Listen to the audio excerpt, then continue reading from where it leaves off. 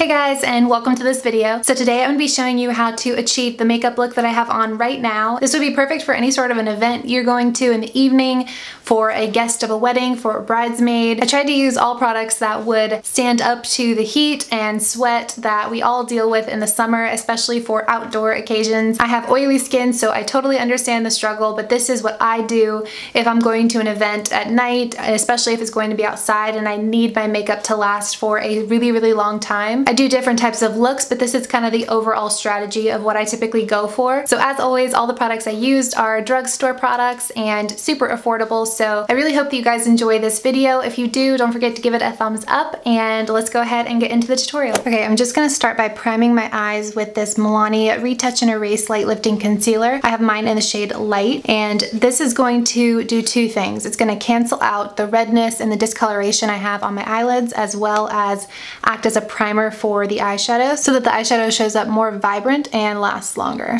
And I'm just gonna pat this in with my finger. Okay, and then to set that concealer, I'm gonna use my NYC Smooth Skin Loose Powder. And what this is gonna do is set the concealer, because if you just went straight in with an eyeshadow, the eyeshadow would stick to the concealer too much and the pigment would go on uneven and patchy. So this just kind of creates a smooth canvas, and it'll prevent the concealer from creasing. Okay, and for eyeshadow, I'm going to be using this J-Cat Beauty eyeshadow palette. This is amazing. I'm obsessed with it. I talked about this in my May favorites. If you haven't seen that, I will link that video down below. But I'm going to start with this lighter transition shade. And no surprise, I'm using that on my Wet n Wild crease brush. And these shades are super pigmented, so you need to barely pick up any. And you're going to want to take this pretty high up in the crease. You can go up toward the brow bone because it is such a soft shade. And that way we can work in deeper colors more closely to the actual crease. Okay, so I'm going to be working kind of in this column, and that's the nice thing about this eyeshadow palette is you can kind of work in these columns and they map out really pretty looks for you because of the way that they laid the colors out on the palette. And now I'm going to go in with this shade and kind of deepen up the crease just a little bit on a smaller, more precise blending brush. This is the EcoTools dual-sided brush, and I'm just keeping this shade much lower than the transition shade, keeping it right on my crease and not going up toward the brow bone. Okay, and then the last crease color I'm going to use is this deeper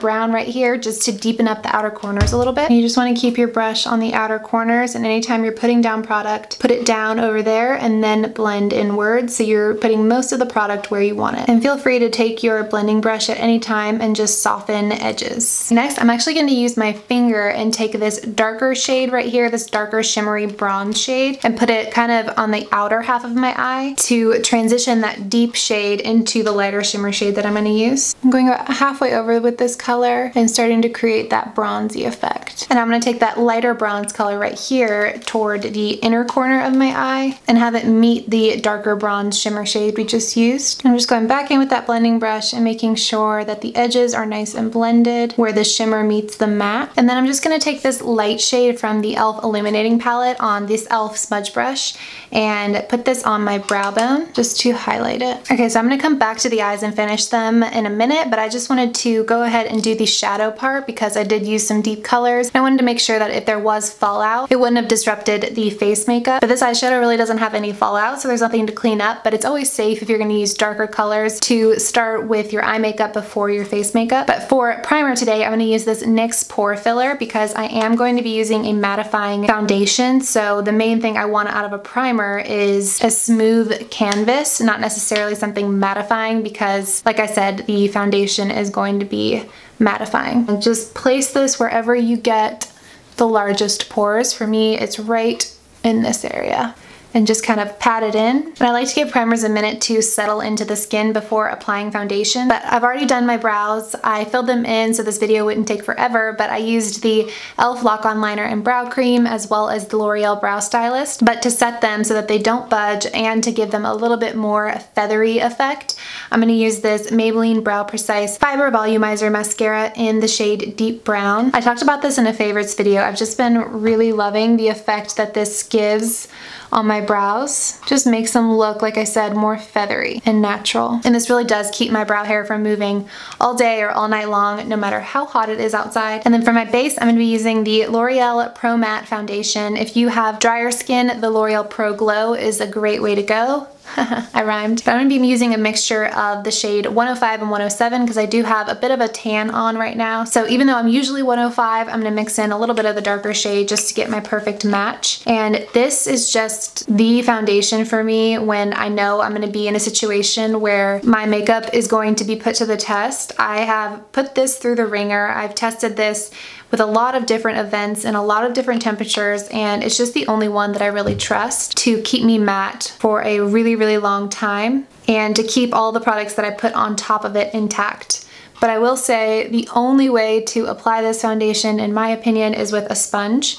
So I'm using the L'Oreal foundation sponge to apply it. And the trick to long-lasting base makeup in general is to work in very thin layers. A lot of people put like a glob of foundation on their face and think that it's gonna last them longer because it's a thicker layer, but it'll actually fade a lot faster and break down a lot easier, especially if you're oily, if you work in those types of very thick layers. The trick is to work in very thin layers, and if you want more coverage, build it up rather than going straight in with a huge amount of foundation. If you have areas of your face that need more coverage, you can add the additional coverage just to those spots, and then the rest of your face will look a lot more natural rather than building up the coverage of your foundation just for 1 or 2 spots on your face to a full coverage. You can have light, medium, full coverage kind of mixture depending on where you need more coverage and where you can get away with less coverage. And that's how you get makeup that doesn't look cakey, especially with outdoor weddings. You definitely don't want a cakey looking base. And like I said, the trick to that is only adding coverage where you actually need it. And it's always good to just take it a little bit down the neck to make sure everything matches. Okay, next I'm gonna do eyeliner. I know I'm like skipping around a lot, but there is a method to my madness. And for that, I'm gonna be using the Milani Stay Put 16-Hour Wear Eyeliner. I've spoken about this eyeliner several times. This is, in my opinion, the best eyeliner for heat-proof or sweat-proof makeup. It just will not budge. So I'm just gonna do a thin line to thicken up the lash line, and then I'm gonna wing it out just a little bit. And the trick with doing liquid liner or a cat eye and getting that precision that you want is resting your pinky finger on your face so that you have something that can steady your hand and give you the ability to create a straight line. Okay, next I'm going to go with just a very thin layer of this L'Oreal Voluminous Feline mascara because we are going to go in with false lashes, so don't worry about perfect lashes right now. I'm not sure if I've talked about this mascara before, but it's a really, really good one. It does a good job of separating the lashes. I really like the brush on it. All right, for lashes, I'm gonna go in with the Ardell Demi Wispies, and I'm gonna use the Duo Adhesive glue to apply them. I recommend using the dark tone glue if you have liner laid down already, because the glue is just gonna blend in with the liner.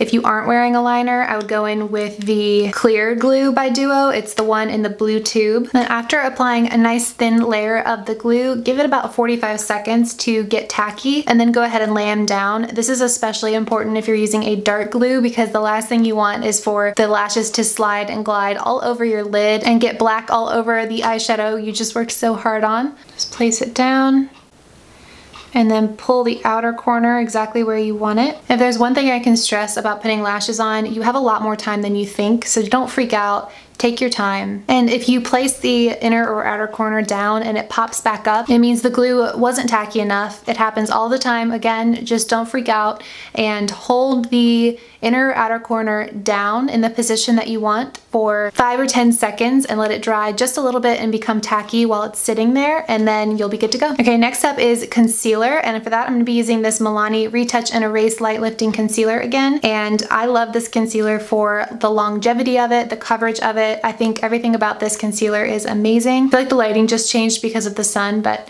it'll change back. And the reason I like to do my eyeliner before this step is so that I can kind of sharpen up that wing with the concealer. And I'm just going to use the same sponge to blend this out. Take it right up under that wing. And same thing with the concealer, start small and build up if you need it. I'm just gonna build it up where I have the most darkness, and then take what's left and kind of brighten up the other typical highlighting spots. And the reason you wanna apply concealer to the other high points of your face, not just underneath your eyes, so that it doesn't look like you just put a concealer that's way too bright underneath your eyes, and instead just brighten up all of the high points of the face. Okay, the next part is setting the face makeup, and this is probably the most important step when it comes to making your makeup last. So I'm gonna use the Rimmel Stay Matte powder underneath my eyes where I just applied that concealer, just to avoid any creasing. And then I'm gonna take that same loose powder we used to set the concealer on the eyelids at the beginning.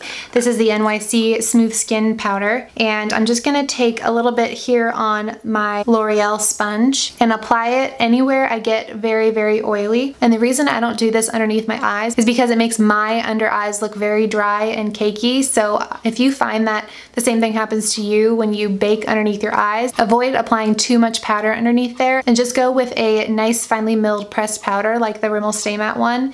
And then anywhere you get extremely oily, you can still bake. And for me, that is right around my nose, on my forehead, and on my chin. And then I also like to bake right here where I want my coverage to really last, because that's where I've got the acne scars and I really don't want the foundation breaking down right there and having those poke through. So you'll look a little bit crazy, but really what this is doing is pushing the powder into your skin and kind of melting it into the foundation so that it's really adhered and not just dusted lightly on top of it. I don't recommend this if you have dry skin. This is just if you have very oily skin and you want your makeup to last a long time through sweat and heat and all that fun stuff. Then I'm taking that Rimmel Stay Matte on this e.l.f. angled brush, and I'm just gonna apply that anywhere I didn't bake, just so that the whole face is set. Okay, now I'm gonna take this Wet n Wild contour palette in Dulce de Leche. I have been obsessed with this ever since I did that Wet n Wild one brand makeup tutorial. I like fell in love with this. I'm taking that on this Real Techniques blush brush, just so it's a kind of diffused contour. I don't want it to be too intense. Just right here underneath the cheekbones, to the forehead and along the temples. Okay, and then now's about the time where I will dust away the bake.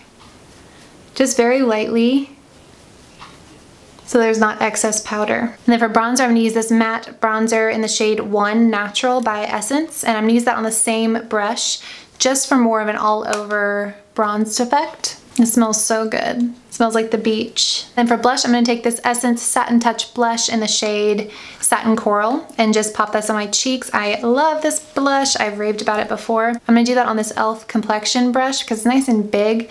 It'll kind of blend it as we go. Kind of putting this on the apples of my cheeks and dusting upward just to kind of lift the cheekbone area. And then you can kind of dust it on your nose for that natural flush. And then for highlight, I'm gonna use my Wet n Wild highlighting brush from their Unicorn collection and this Flower Beauty highlighting palette. I'm gonna take this kind of bronzy shade to go with the kind of bronzy effect we've got on the eyes. And now I'm gonna take that e.l.f. smudge brush in that same highlighting shade and just highlight my inner corners. And then just clean off that smudge brush. I'm gonna take a mixture of the two deeper shades we used in the crease. So this shade, I have to look at it, this shade and this shade. Mixture of those two underneath my lower lash line. All right, and then last step for the eyes, I'm gonna take this Wet n Wild MegaSlim Skinny Mascara along my lower lashes. All right, and then the last step is lips, and for that, I'm gonna take this NYX lip liner in the shade Nude, and I'm just going to both line my lips and fill them in, and this is gonna create a base layer for the lipstick so that it'll last longer because you've got not only the lipstick on, but a layer of a lip liner kind of underneath it to protect the color and to be there when the lipstick fades. And then for lipstick, I'm gonna be using this Rimmel Lasting Finish lipstick in the shade 14 by Kate Moss. This is my go-to nude lipstick, my all-time favorite nude lipstick. It lasts such a long time, but it's not as drying as a matte liquid lipstick. I bought another one, but as you can see, this one is almost gone, but I'm gonna use it to the end because I just love it. And then to keep all of our hard work in place, I'm gonna be finishing off using this NYX matte setting spray. And that is the finished look, you guys. I hope that you enjoyed this video. If you did, please give it a thumbs up. Let me know down in the description what other types of tutorials you guys would want to see. And don't forget to subscribe if you haven't already. And I will see you guys in my next video. Bye.